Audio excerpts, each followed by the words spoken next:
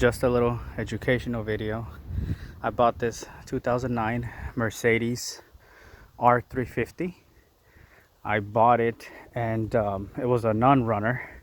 It's been parked for a while.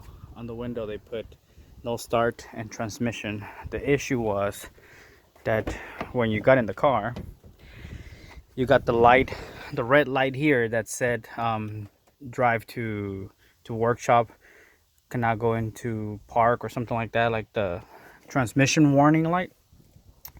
This wouldn't work. You could not put it in reverse, neutral, parking, nothing. So essentially and eventually we thought it was the ISM, I believe it's called, which is a module that goes on the side of the transmission.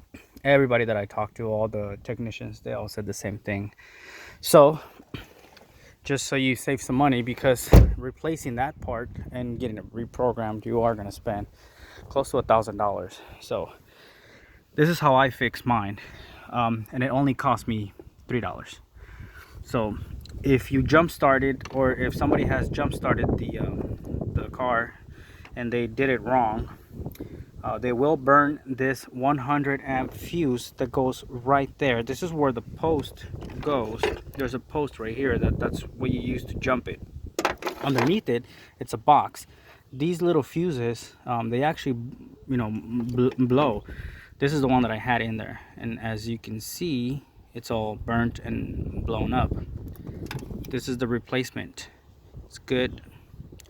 So I will install it, put it back right here where it goes, and problem solved. And all you need is a 13 millimeter heads, no, actually a flathead screwdriver, and 10 millimeter to remove those little nuts, and that's it.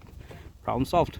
Fixes the car, it goes into gear, and you can start it, and you do not have to spend $1,000. That's it.